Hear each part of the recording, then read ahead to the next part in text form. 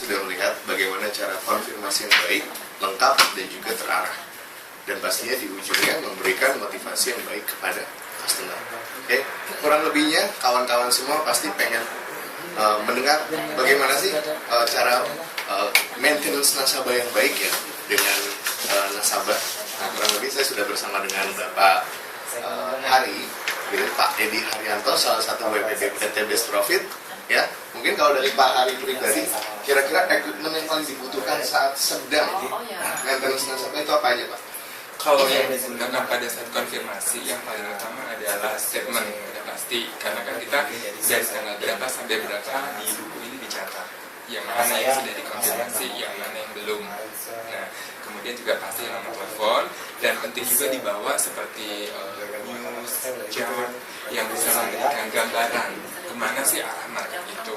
Karena nanti ada kalanya dalam konfirmasi itu tidak sekedar konfirmasi saja, namun bisa jadi ada diskusi di situ, misalnya untuk penyelesaian beberapa posisi yang sudah ada untuk bisa clear kapan.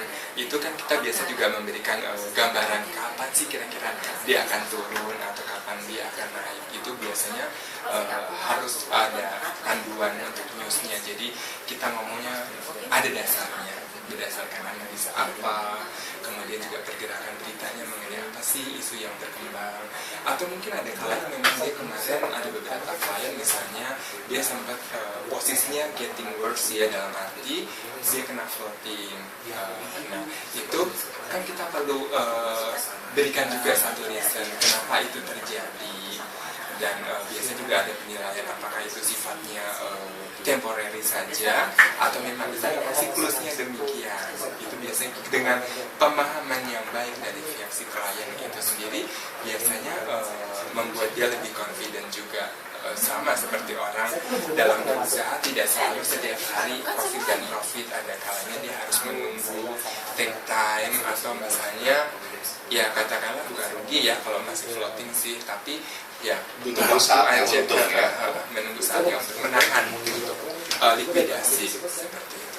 Kalau Bapak pribadi pernah nggak Pak menghadapi customer yang mungkin agak emosi gitu ya, atau mungkin dalam kondisi yang kurang baik gitu, saran Bapak baiknya seperti itu bagaimana? Kalau kita dari awal sudah menjalin komunikasi yang baik, edukasi yang baik, kuncinya adalah edukasi. Orang biasanya emosi itu karena lack of communication. Mungkin dia cari kita susah.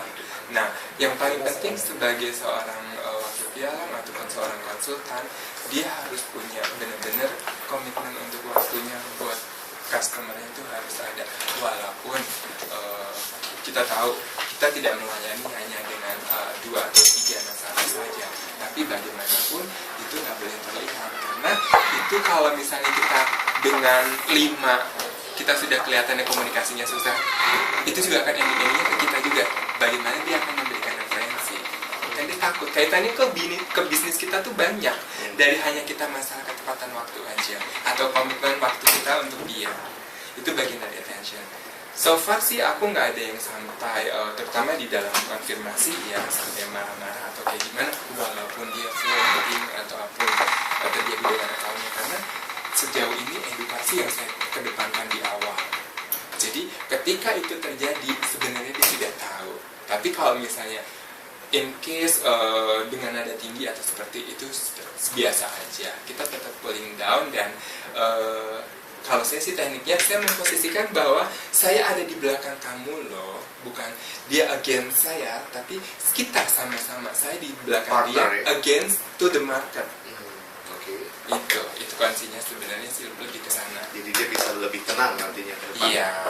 Kalau misalnya ada kalanya sih memang kalau lagi pas ada kan orang tipikalnya yang emosional, memang emosional gitu.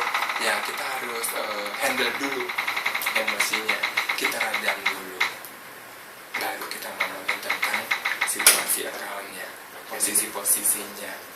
Iya. Sama aja sih sebenarnya kayak kita handle klien yang lain. Gitu. Jadi baiknya kalau dari misalnya mungkin di saat kondisi yang seperti itu, ice breaking itu salah satu kuncinya ya. Iya.